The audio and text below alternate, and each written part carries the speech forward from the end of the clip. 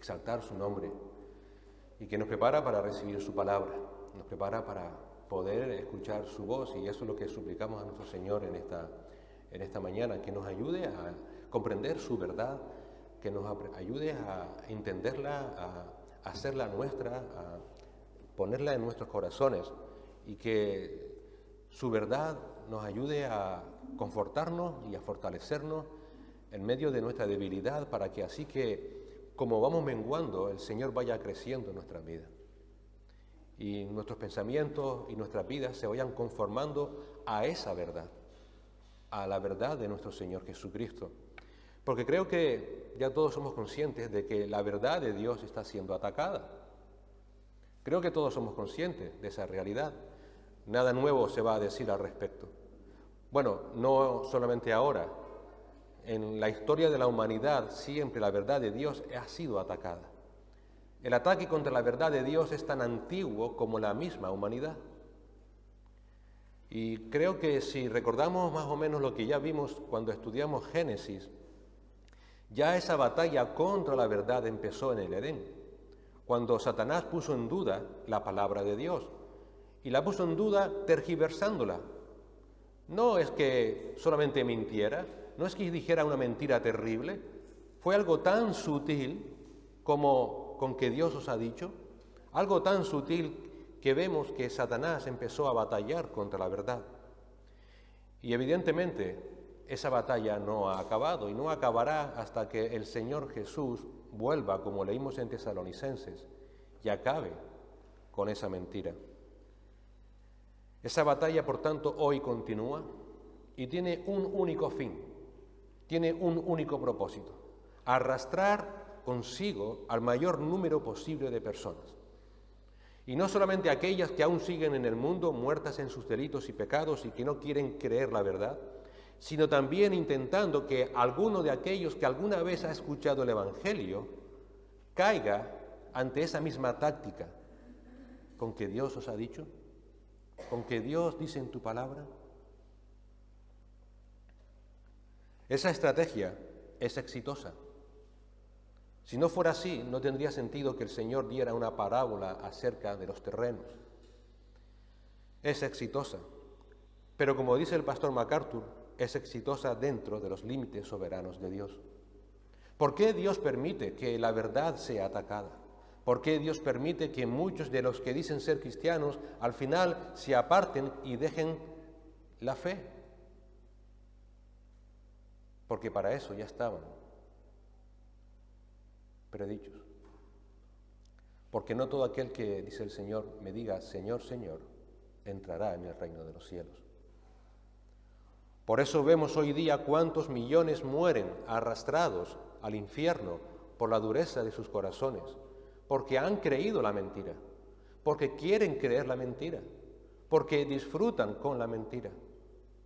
Pero también damos gracias a Dios, como leímos antes, porque a pesar de las aparentes victorias del enemigo, Dios nos dice que a todo aquel a que llamó mediante su evangelio alcanzarán la gloria de nuestro Señor Jesucristo. Ese es nuestro descanso. Si realmente has sido llamado por el evangelio, si realmente estás siendo obediente a ese evangelio, alcanzarás, llegarás. No debes temer caer en medio del camino en la apostasía. Por tanto, como el apóstol Pablo, también desde aquí nos exhortamos a estar firmes, conservando las doctrinas que nos fueron enseñadas en su palabra. ¿Por qué? Porque el enemigo será vencido para siempre.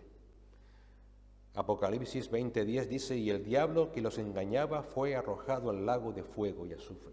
El diablo que los engañaba, y con él toda la mentira. Y entonces el reino de Cristo será establecido para siempre, como dice 2 de Pedro 3:13. Pero según su promesa, nosotros esperamos nuevos cielos y nueva tierra en los cuales mora la justicia, la verdad. Por eso el llamado de Judas cobra sentido: contended ardientemente por esa verdad. Fortaleceos en esa verdad, porque ese es el objetivo de Satanás, destruir esa verdad, que caigáis de esa verdad, porque es el pilar fundamental de nuestras vidas. Y como vimos hace unas semanas, porque en ello nos va la vida, en ellos nos va la vida. Como saben, estamos viendo y estudiando el libro de Judas, y les invito a que lo abran y que lo tengan a su mano abierto. Hoy vamos a ver el versículo 4 de Judas. En este versículo 4, Judas nos quiere también hacer llevar a otro punto importantísimo en nuestra lucha por contender por la verdad. Otro punto importante para poder contender por la verdad, y es llevarnos a una clara advertencia sobre la apostasía. Llevarnos a una clara advertencia sobre la apostasía. ¿Por qué? ¿Cuántas veces no habrás dicho, a mí eso no me va a suceder? ¿Cuántas veces quizás hayas podido pensar en diferentes asuntos? Da igual, laboral, familiar, de amistad, lo que le pasó a fulanito o a menganito a mí no me va a suceder. No. Judas nos quiere hacer ver, y por eso nos da una clara advertencia sobre la apostasía,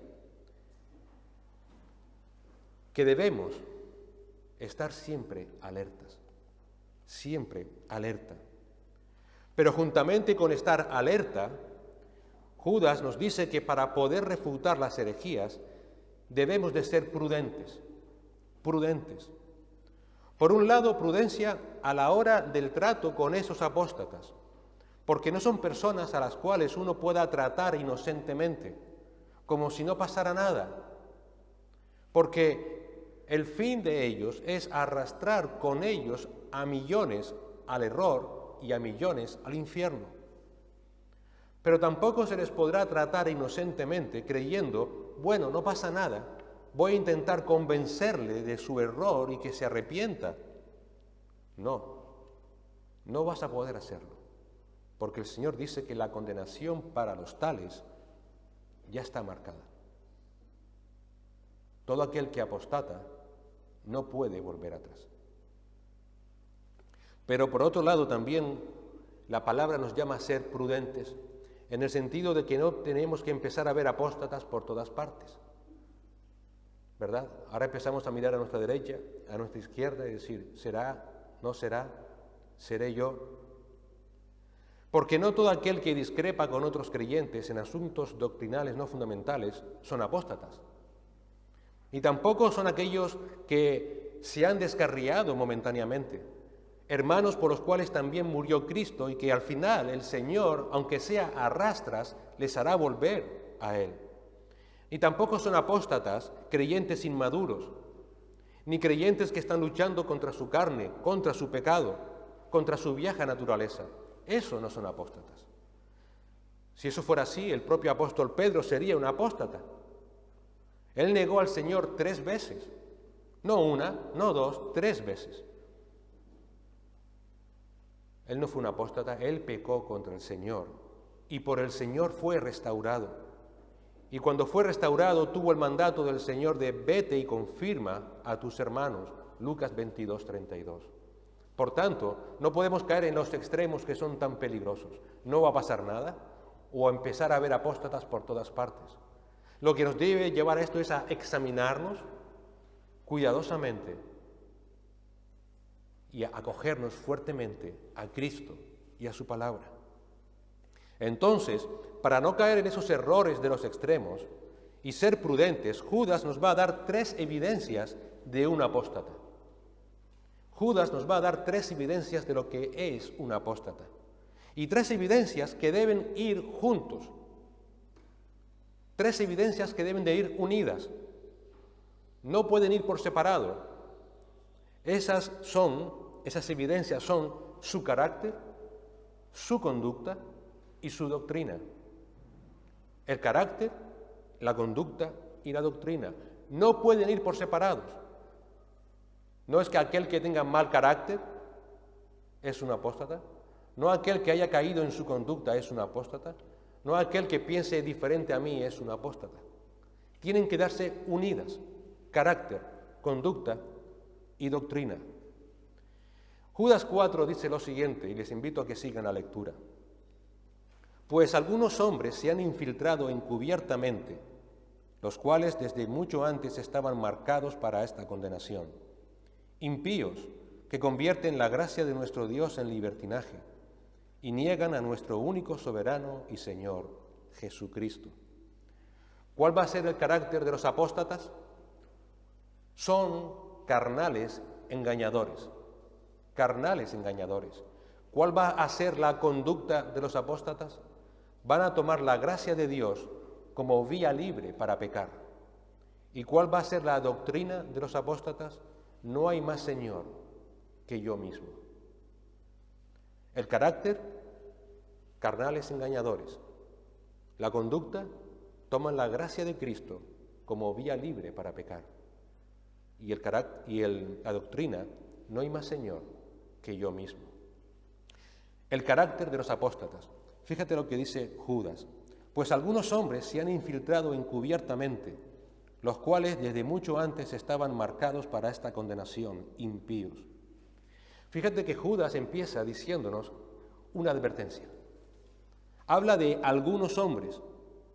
Con esta expresión no está señalando a personas concretas, no está señalando a nadie de su entorno histórico para que aquella audiencia supiera quiénes eran.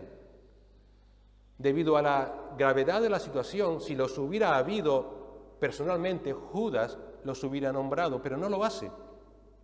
Y no lo hace porque al hablar de algunos hombres, lo que está haciéndonos ver es el carácter general de los apóstatas. El carácter general se va a cumplir siempre, inexorablemente. No podremos decir, bueno, eso fue en el siglo I. No, se va a cumplir siempre. Todo aquel que es apóstata siempre será o tendrá este carácter. ¿Qué carácter?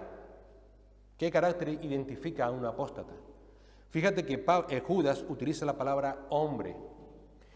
La palabra hombre no lo usa para identificar únicamente a una persona del sexo masculino, que también, sino que lo usa, y es curioso, como una contraposición al carácter de los hermanos, al carácter de los hermanos. Por tanto, lo que hace Judas es usar esta palabra para contraponer ese carácter con lo que es un hermano fiel. Recuerda que hace unas semanas vimos cómo eran los hermanos, y en los versículos primeros de Judas dice: Judas, siervo de Jesucristo y hermano de Jacobo, a los llamados, santificados en Dios, en Dios Padre y guardados en Jesucristo. Fíjate cómo el Señor identifica a un creyente. Son llamados, son amados, son guardados. En las Escrituras, los creyentes son identificados como llamados, como amados y como guardados. En Romanos capítulo 8, versículo 28, Pablo dice: y sabemos que para los que aman a Dios, todas las cosas cooperan para bien, esto es, para los que son llamados conforme a su propósito. Identifica a los creyentes que son amados por Dios, por los que son llamados. A los corintios, en 1 Corintios 1:24 dice: mas para los llamados, tanto judíos como griegos, Cristo es poder de Dios y sabiduría de Dios. También se usa la palabra amados o santificados, y dice amados en la mayoría de las cartas de Pablo y de Pedro. En sus saludos utiliza esa expresión. Un ejemplo solo en Romanos 1:7, a todos los amados de Dios que están en Roma. Y también un creyente es identificado en la palabra como guardado. Pedro, en 1 de Pedro 1:5 dice que sois guardados por el poder de Dios mediante la fe para la salvación que está preparada para ser revelada en el último tiempo. Por el contrario, en las Escrituras, la palabra hombre implica carnalidad, implica mundanalidad, implica una persona que no ha sido regenerada, que sigue muerta en sus delitos y pecados. Implica la vida práctica de una humanidad caída, no regenerada. Pablo, en 1 Corintios, en el capítulo 3, versículo 3, dice: porque todavía sois carnales, pues habiendo celos y contienda entre vosotros, ¿no sois carnales y andáis como hombres? También hace mención esa palabra hombres a cualquier cosa de origen humano, de origen carnal, de origen terrenal. Y como dice Santiago, todo lo que tiene un origen carnal, terrenal, es diabólico. Está contaminado por el pecado. Y en Gálatas 1:11, Pablo dice: pues quiero que sepáis, hermanos, que el evangelio que fue anunciado por mí no es según el hombre, no es algo carnal, no es algo terrenal, no es de la tierra, porque si fuera anunciado por algún hombre, sería diabólico. Identifica esa palabra hombre como cualquier cosa de origen humano. Pablo también usa esa expresión para hablar de esa primera naturaleza que toda persona tiene desde que nace, porque no ha sido regenerada. Y en Romanos 6:6 dice: sabiendo esto, que nuestro viejo hombre fue crucificado con él, para que nuestro cuerpo de pecado fuera destruido, a fin de que ya no seamos esclavos del pecado. Es de ese viejo hombre, dice Pablo en Efesios 4:22, del que tenemos que despojarnos. Y dice Efesios 4:22, en que en cuanto a vuestra anterior manera de vivir, os despojéis del viejo hombre, que se corrompe según los deseos engañosos. En Colosenses 3:9 reitera: no mintáis los unos a los otros, puesto que habéis desechado al viejo hombre con sus malos hábitos. Así que vemos que lo que Judas está haciendo es identificar la carnalidad de los apóstatas, que aunque decían ser regenerados, aunque afirmaban haber nacido de nuevo, seguían viviendo en la carne, carnalmente, en su vieja naturaleza. Pero Judas no se queda ahí, amplía la idea cuando dice que esos carnales son además impíos. Impíos. Esa palabra o ese adjetivo viene del griego asebes. Esa palabra está compuesta de la palabra sebes, que significa piadoso. De esa palabra viene nuestro nombre, el nombre común, el nombre propio, Eusebio o Eusebia, que significa piadoso, y el prefijo privativo a. Ese prefijo privativo lo que está haciendo es negar lo que precede. Así que lo que literalmente asebes significa es alguien que es impío, sin piedad, con ausencia de piedad, sin reverencia hacia Dios. Por tanto, Judas está diciendo que el apóstata no es alguien meramente irreligioso, no es un hermano que ha caído en pecado, no es alguien que en ciertos asuntos doctrinales no fundamentales discrepa, sino que más bien está haciendo mención a alguien que es un ateo, aunque diga ser creyente. Es alguien que es realmente un impío, aunque diga que tiene a Jesús como su Señor y Salvador. Da igual que se diga ser cristiano, él actúa de manera activa en rebelión contra la ley de Dios. Eso es un apóstata. Hombres, dice Pablo en 2 de Timoteo 3:5, que tienen apariencia de piedad. Se han revestido, es decir, se han puesto un disfraz para pasar desapercibido, como Cristo dijo que harían vistiéndose de ovejas. Tienen apariencia de piedad, pero habiendo negado su poder, a los tales evita. Así que Judas está advirtiendo a los creyentes de que se van a enfrentar no con seguidores de Cristo que se han descarriado, no con creyentes inmaduros, no con creyentes que estaban luchando contra su carne y su pecado, sino con personas que entraron en las iglesias como creyentes, pero que en realidad eran enemigos de Cristo. Seguían siendo carnales a pesar de su profesión de fe.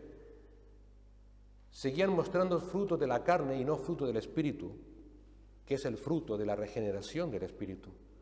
jugando a la religión, jugando a ser religiosos, sin temor hacia la persona de Dios. Personas que nunca han sido redimidas, que nunca han sido libradas del poder del pecado por Cristo, que nunca han pertenecido a la iglesia del Señor y que ahora entraron en las iglesias procurando causar que también los creyentes se alejaran de la fe en Cristo. Así que el carácter de esos apóstatas es que son personas carnales no regeneradas. Cuando veas a un hermano que anda en pecado, no pienses, ¿es un apóstata? No, tal vez está en pecado. Vete, habla con esa persona y aliéntala a cambiar. El carácter de un apóstata nunca te va a manifestar que está en pecado. Siempre mostrará un carácter santo al extremo, artificialmente santo. Por eso son engañadores, engañadores. ¿Y por qué son engañadores? Fíjate cómo actúan estos apóstatas. Dice Judas, estos han entrado, se han infiltrado encubiertamente. Encubiertamente. Esa frase, se han infiltrado encubiertamente, es una sola palabra en griego, pareiseidizan. Según Barclay, un estudioso de los lenguajes, dice, esta palabra siempre indica una insinuación secreta, furtiva y sutil de algo malo en una sociedad o una situación. Una insinuación secreta, furtiva y sutil. Calvino añade, esta palabra denota una insinuación indirecta y furtiva, con que los ministros de Satanás engañan a los incautos, porque Satanás siembra la cizaña de noche, mientras los hortelanos duermen, con la intención de viciar la simiente de Dios. Nos enseña también que es un mal intestino, pues también en esto Satanás es taimado, reclutando de entre los miembros del rebaño para hacer daño e introducirse más fácilmente. La idea es que se han infiltrado haciéndose pasar por creyentes, de manera fraudulenta, furtiva, y se han camuflado de tal manera que tú lo que estás viendo es un hermano o una hermana fiel, pero que tienen un propósito predeterminado, causar mal y apartar a los creyentes de Cristo. Kistemaker, un comentarista, dice, hay dos observaciones que debemos hacer aquí. Judas no dice si esta gente impía perteneció alguna vez a la comunidad cristiana, ni tampoco dice que estos que se han infiltrado no son honestos en cuanto a sus relaciones con los creyentes, porque se han introducido furtivamente en la iglesia. Su sigilo denuncia sus verdaderas motivaciones. Es decir, son personas honestas en el trato, pero no son honestas en cuanto a sus motivos, para así pasar inadvertidos. Así que para pasar inadvertidos en cuanto a sus intenciones, son honestos en cuanto a sus relaciones. Pablo, cuando usa la misma palabra, pareiseidizan, dice en 2 de Timoteo 3:6, porque entre ellos están los que se meten, los que encubiertamente entran en las casas y llevan cautivas a mujercillas cargadas de pecados, llevadas por diversas pasiones. Así que para meterse encubiertamente en las iglesias, ¿qué van a hacer? Se van a ganar la confianza íntima de los creyentes. Serán personas que para ganar terreno van a usar las relaciones personales. Y van a ser personas con tanta afinidad, con tanto aparente amor, con tanta aparente misericordia. Y van a intentar ganarse a los creyentes a través de las relaciones personales. Y Judas afirma que esa entrada no es una posibilidad, es un hecho consumado. Se han infiltrado. Ya están dentro de las iglesias. Ya están dentro de las iglesias. Por esa causa es que el llamado es a estar alerta. Además, es un hecho consumado porque dice Judas, los cuales desde mucho antes estaban marcados para esto. La palabra que él usa aquí, prografó, dice que de ellos se escribió anteriormente, desde mucho antes. ¿Para qué? Para esta condenación, para ir a juicio por ser apóstatas, buscando descarriar a creyentes de su fe. Muchos comentaristas no se ponen de acuerdo al respecto de esta frase, cuando habla de los que desde antes habían sido destinados para esta condenación. ¿Por qué no se ponen de acuerdo? Básicamente, porque hay muchos que afirman que igual que Dios escoge para salvar, escoge a otros para condenar, y eso se llama fatalismo, y eso es una herejía. Nadie quiere ser salvo, nadie escoge a Dios por sí mismo, y Dios, por tanto, debe de escoger para salvación. Pero el resto no es que sea escogido para condenación, sino que de una forma voluntaria no quieren ser salvados. Entonces, ¿qué significa? ¿Qué quiere decir esta frase que aquí nos da Judas? Robertson, otro comentarista, nos dice, aquellos hombres no es que aquellos hombres hubieran sido de antemano ordenados o elegidos para ser condenados, sino que la condenación que los tales iban a atraer sobre sí mismos era por causa de su desobediencia. Y esa condenación ya había sido ordenada desde mucho antes. Dios advierte, cuidado si apostatas, porque a todos aquellos que apostaten, esta es la condenación y es irremisible.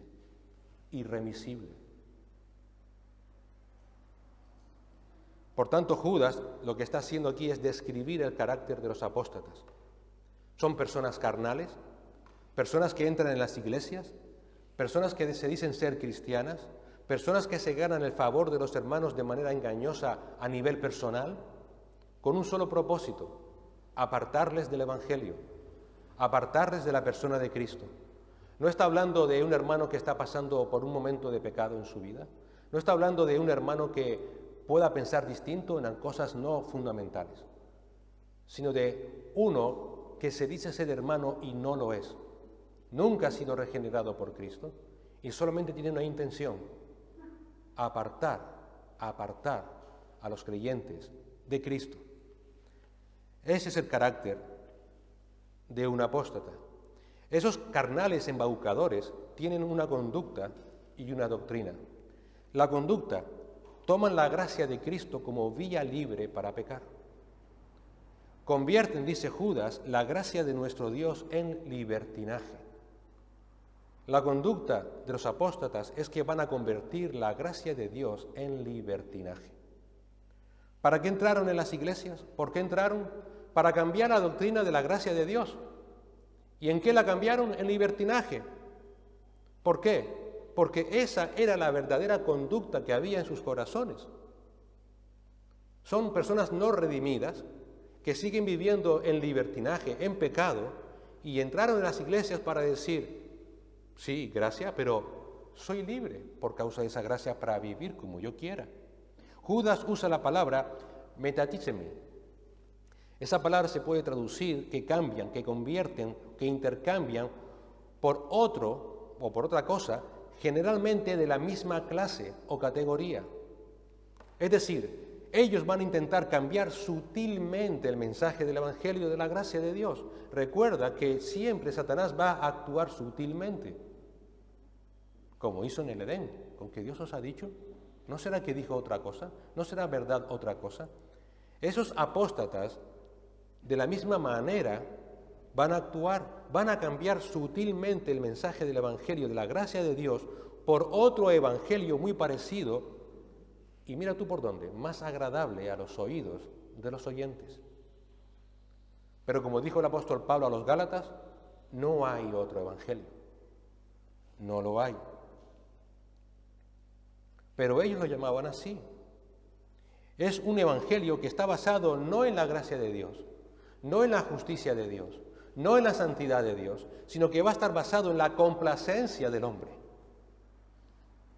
te va a adular, te va a decir lo que tú quieres escuchar, te vas a ir para tu casa sintiéndote genial, maravilloso contigo mismo y con tu pecado. Es un evangelio basado en la complacencia moral carnal.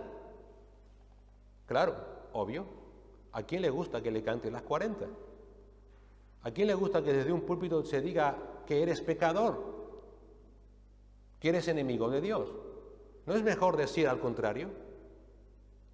¿Y no es mejor decir que Dios te va a dar todo? ¿Que Dios siempre te va a bendecir? ¿Que Dios siempre te va a dar todo y más de lo que tú tienes? Eso es lo que atrae a la gente, ¿no es cierto? Pero esa es media verdad, sutil. Y al final esa media verdad sutil lo que hace es apartarte de la gracia de Dios, porque soy lo que soy y vivo como vivo porque Dios es bueno conmigo. ¿Qué significa la palabra gracia? Porque Judas dice que han convertido, han cambiado esa gracia de Dios. En teología la palabra gracia significa el amor desmerecido y perdonador de Dios, por el cual el pecador recibe sin merecerlo y por medio del Espíritu Santo a través del Evangelio, luz y fe para aceptar a Cristo como Señor y Salvador y arrepentimiento de sus pecados. De esa manera, por gracia, esa persona es libertado del pecado y con esa libertad es capacitado para servir en santidad y con gratitud durante toda su vida y para siempre a Cristo, su Señor y Salvador. Ese es el Evangelio.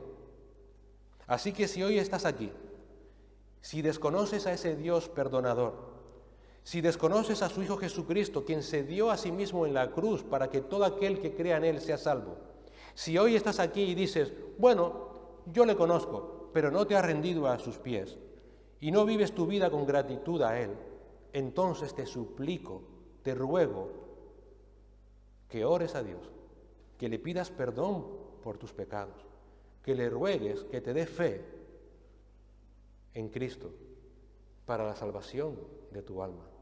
Ese es el Evangelio.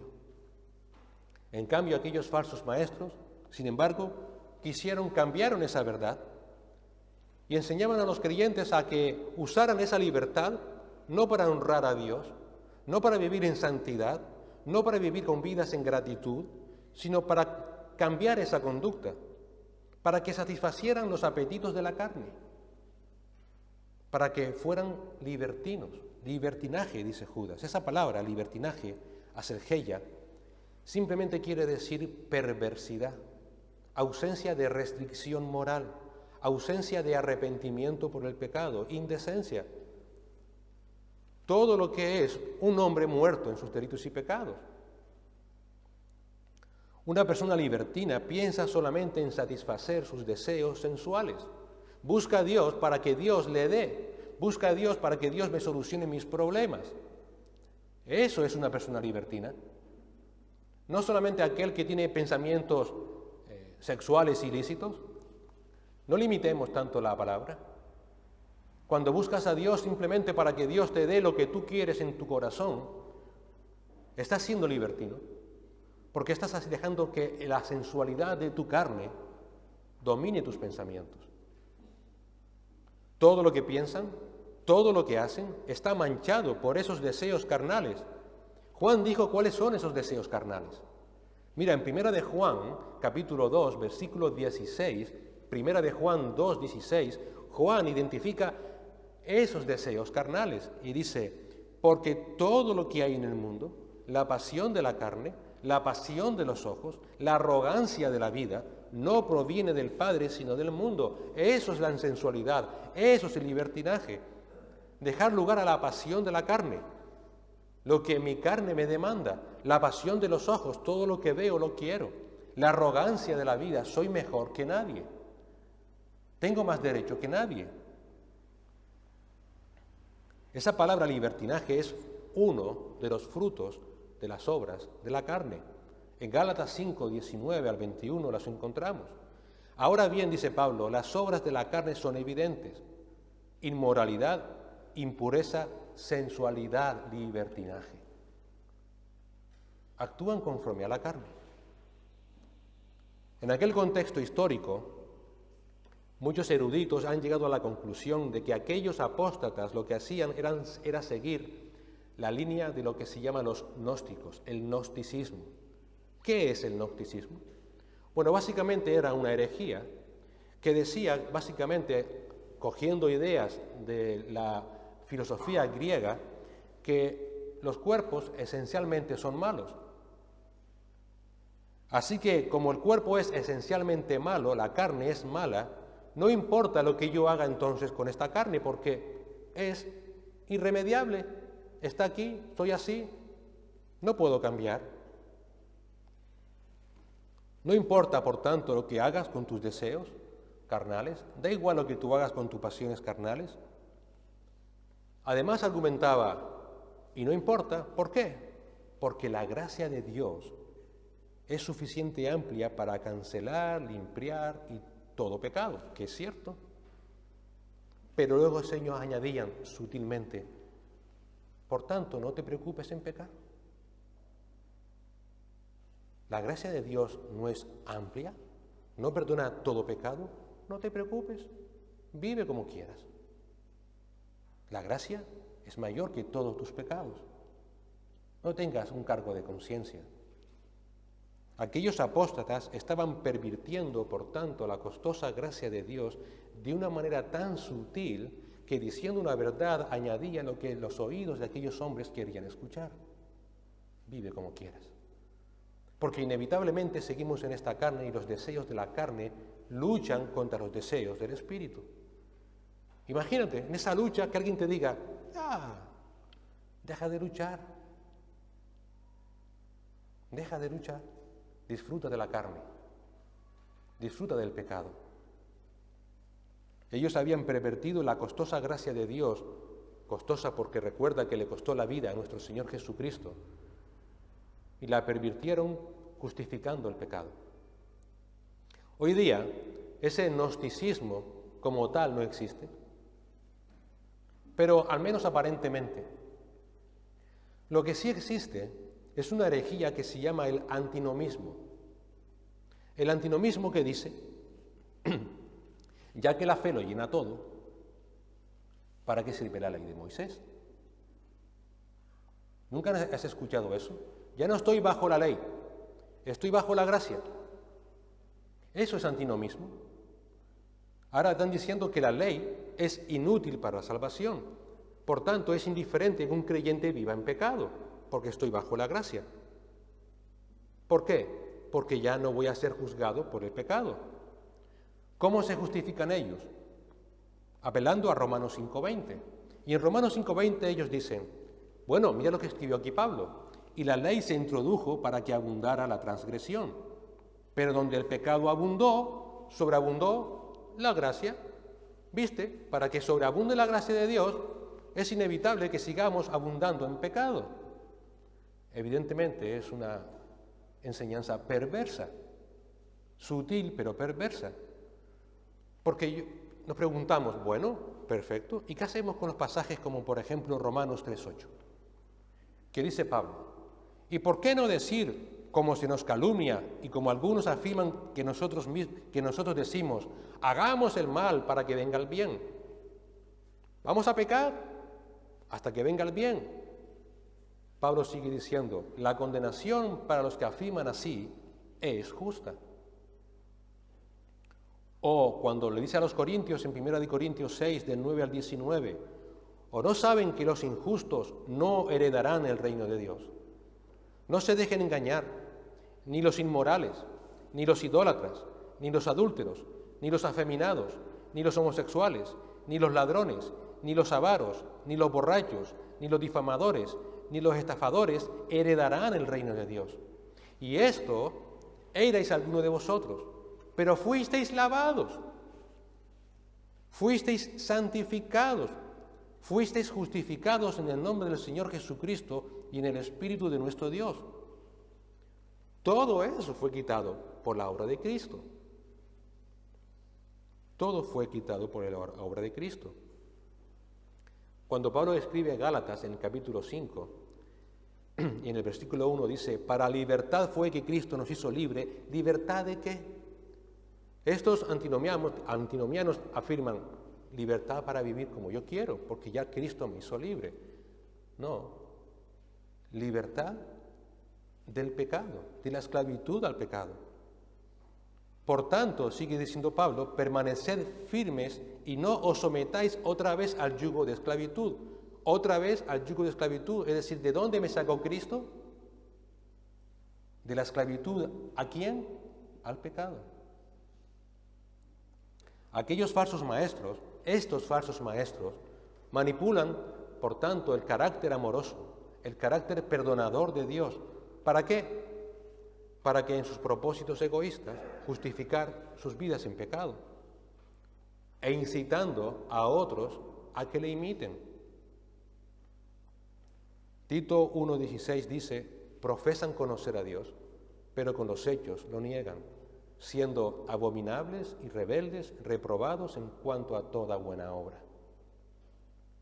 Pedro ya advirtió que esos apóstatas iban a argumentar, ustedes ya son salvos por gracia, son libres para hacer lo que les plazca. Y Pedro escribió en la segunda carta, en el capítulo 2, que es una carta paralela a Judas, el versículo 13 y 14, sufriendo el mal como pago de su iniquidad, cuentan por deleite andar en placeres disolutos durante el día, son manchas e inmundicias, deleitándose en sus engaños mientras banquetean con vosotros, mientras comen contigo, ellos realmente siguen con mentes perversas, tienen los ojos llenos de adulterio, nunca cesan de pecar, seducen a las almas inestables, tienen un corazón ejercitado en la avaricia, son hijos de maldición. Y en el versículo 19 sigue, prometen libertad, mientras que ellos mismos son esclavos de la corrupción, pues uno es esclavo de aquello que le ha vencido. El apóstata te va a prometer libertad, vas a ser realmente libre, no sigas a esos religiosos. Eres libre. Pero dice Pedro, esa clase de libertad lo que te lleva es a una terrible esclavitud condenatoria. Aquellos apóstatas, estos apóstatas, como hoy, ¿qué usan para convencer? La palabra de Dios. La palabra de Dios, como vimos antes, sacándola fuera del contexto, sacando un versículo y con ese versículo hacer su propia doctrina, ignorando el resto de la palabra de Dios. Seducen a los creyentes inmaduros, creyentes que aún no están cimentados en las Escrituras, por eso siempre exhortamos, lean y oren, lean y oren, lean y oren. Apóstatas que intentan convencer de que ya no estamos bajo la gracia de Dios, que no hay que sujetarse a la ley de Dios, vive como quieras, Dios te ama tanto que no te va a castigar por nada que hagas, sigue viviendo como te da la gana, ya has sido salvo. Por tanto, Judas presenta la conducta de una impiedad personal de esos apóstatas. Usan la gracia de Dios para entregarse a una vida de justificación del pecado. Eso evidencia la conducta de un apóstata. No hablan de la disciplina, huyen, no juzgue para que no seas juzgado, no toques al ungido de Dios. Esas personas son impías, mentirosas, que corrompen el concepto de la gracia de Dios y que la usan para seguir viviendo en sus pecados. Hemos visto el carácter de los apóstatas, personas carnales que se dicen ser cristianas, que se dicen ser salvas, que entran de una manera engañosa dentro de las iglesias, que tienen una actitud cercana, que se ganan tu confianza, tu amistad, pero cuyo único fin es apartarte del Evangelio, de la persona de Cristo, y que se evidencia por su conducta. Usan la gracia de Dios para entregarse a una vida de justificación del pecado y animan a los creyentes a hacer lo mismo. Y por último, Judas nos muestra su doctrina, la doctrina de los apóstatas. No hay más Señor que uno mismo. Sigue diciendo Judas, y niegan a nuestro único soberano y Señor Jesucristo. Evidentemente no es nada extraño que esa conducta de perversión implique necesariamente la doctrina de la negación del señorío de Cristo. Ellos niegan ese señorío, ellos niegan la autoridad de Cristo en la vida de las personas. Sí, Cristo es mi Salvador, pero no es mi Señor. Ese de señorío es que es una aliteración. Ellos están hablando de un momento donde existía la esclavitud y para que aquellos oyentes pudieran entender, ¿no? Cristo siempre ha sido Señor. Es el Señor de la creación. Es el Señor de todo lo visible e invisible. El Señor Jesús dijo: toda autoridad se me ha dado en los cielos y en la tierra. La autoridad no es de un Señor. Ellos niegan el señorío de Cristo. Niegan el señorío de Cristo. Toda vida cristiana que no se vive en santidad y bajo la autoridad del Espíritu Santo es necesariamente negación de la persona y autoridad de Cristo. Toda persona que no viva bajo la autoridad de la palabra de Dios está negando el señorío de Cristo. Judas usa el verbo arneomai. Significa negarse a admitir, negarse a reconocer, negarse a someterse. Y utiliza el tiempo verbal participio presente medio. Estaría diciendo, ellos continúan negándose a someterse, es decir, lo hacen de manera continua. Así que Judas está afirmando que los apóstatas, de manera continua, en todo momento de su vida, de pensamiento o de hechos, no quieren someterse a Cristo como su Señor, como su soberano. No están dispuestos, no quieren. Niegan someter todas sus vidas bajo la autoridad del Señor. Por tanto, si yo niego la soberanía, el señorío de Cristo en mi vida, ¿a quién estoy poniendo? Me pongo yo mismo. Yo soy quien decido, yo soy quien digo lo que debo hacer, lo que debo pensar, cómo debo actuar. Sí, Dios me salvó, gloria a Él, pero yo sigo manejando mi vida, sigo actuando conforme a mi criterio. Afirman que ellos son sus propios dueños. Sus vidas demuestran que no son salvos, porque la salvación implica necesariamente libertad del pecado y esclavitud a Cristo. Algún día explicaremos lo que es la redención, aunque les animo a que se pueda ver en algún vídeo de YouTube. ¿Qué es la redención? Éramos esclavos del pecado. La idea es un mercado de esclavos. Ahí estábamos de pie, atados de manos y pies, y nuestro dueño es Satanás, era la esclavitud al pecado, y Cristo, que pasó por ese mercado de esclavos, nos vio, y sin merecerlo, sin haber nada atractivo en nosotros, nos escogió y nos compró. Nos compró para ser ahora esclavos de Él. Todo aquel que ha sido salvo, por tanto, necesariamente ha pasado de la esclavitud al pecado a la esclavitud a Cristo.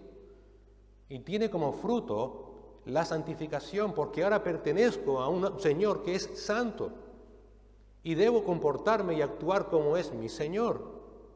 Es lo que dice Pablo en Romanos 6:22. En Romanos 6:22 dice Pablo, pero ahora, habiendo sido libertados del pecado y hechos esclavos de Dios, tenéis por vuestro fruto la santificación y como resultado la vida eterna. Has sido comprado del pecado, ahora eres esclavo de Dios y tienes que imitar a ese Señor que te ha comprado y es la santificación. Judas, por tanto, no da información acerca de la manera concreta, específica en la que estos apóstatas negaban al Señor. Pero lo que sí dice es que lo hacían continuamente. Y eso implica, por tanto, que aquella gente, que esos apóstatas, van a negar la doctrina del señorío de Cristo sobre cualquier área de sus vidas. Ellos viven bajo su propia doctrina. Soy libre y, por tanto, amo de mi vida. pero que revisten su vida de una supuesta religión o piedad.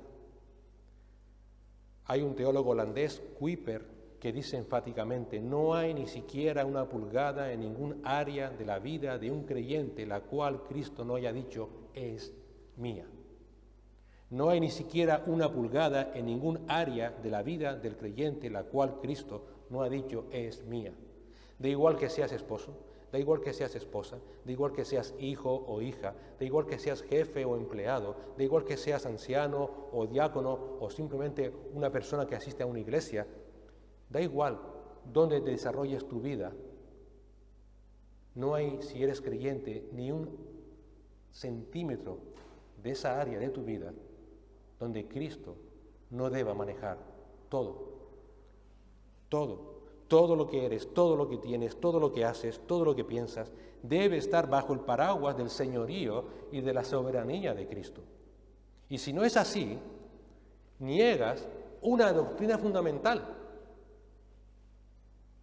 Y esto quiero que lo tengan bien claro. Tú puedes afirmar que eres salvo, pero si Cristo no es el Señor de tu vida, niegas una doctrina fundamental y estás condenado. Da igual que tú digas que Dios es Salvador. ¿Cómo podemos afirmar eso? Acompáñame a Marcos capítulo 12. Marcos 12, versículos del 28 al 30. En ese pasaje, los fariseos le hacen una pregunta doctrinal al Señor. ¿Cuál es la pregunta doctrinal? ¿Cuál mandamiento es el más importante de todos? Dice Marcos 12, 28, 29 y 30. Cuando uno de los escribas se acercó, los oyó discutir y reconociendo que les había contestado bien, le preguntó: ¿cuál mandamiento es el más importante de todos? Es una pregunta doctrinal. Jesús respondió: el más importante es: escucha, Israel, el Señor nuestro Dios, el Señor uno es.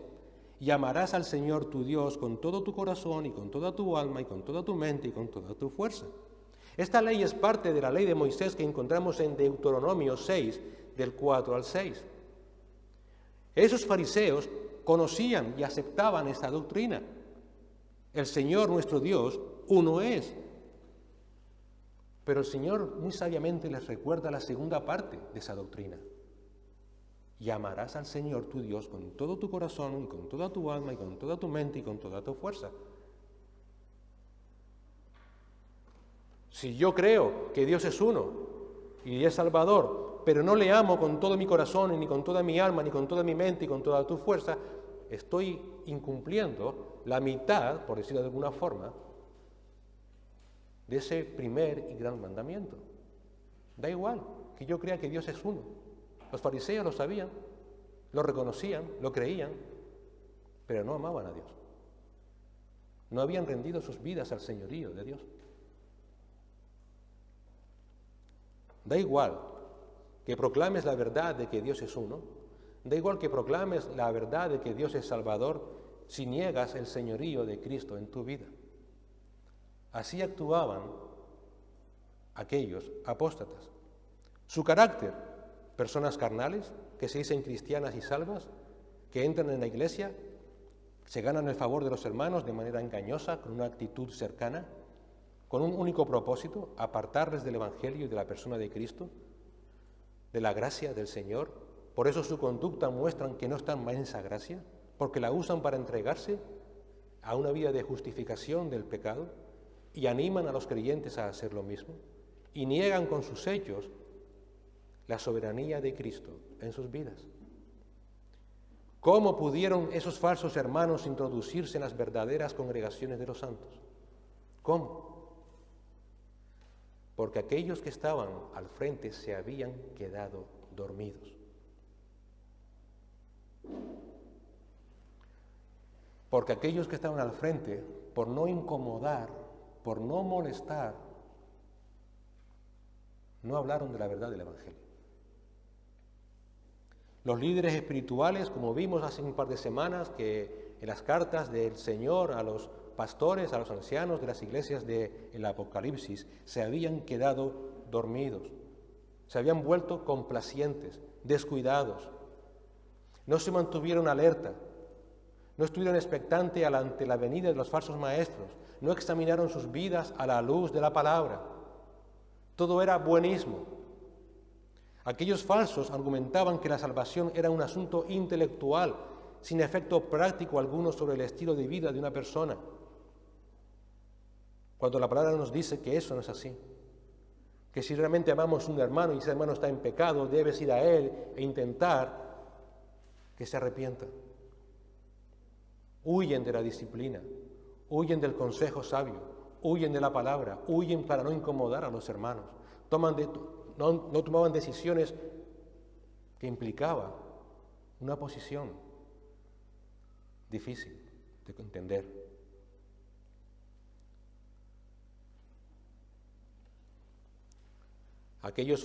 Estos falsos argumentan que hay que vivir como Dios nos ha creado. Dios te ama tal como eres. ¿Perdón? No.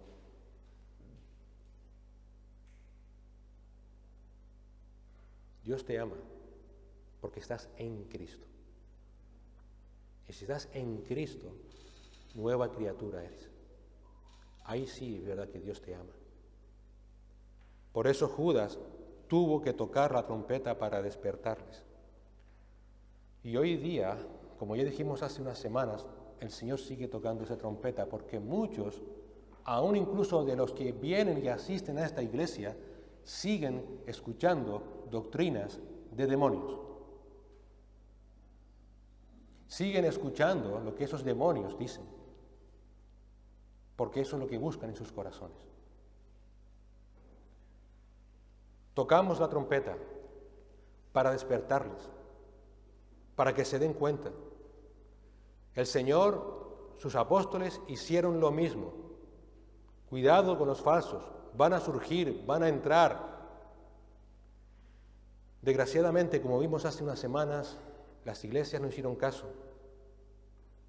Y es triste decirlo, pero hoy día aún hay iglesias que tampoco están prestando atención a esas advertencias. Pero rogamos a Dios que Él nos cuide y nos proteja. Señor y Padre, gracias te damos por tu palabra. Gracias, Señor, por recordarnos el costo de nuestra salvación en aquella cruz, Señor.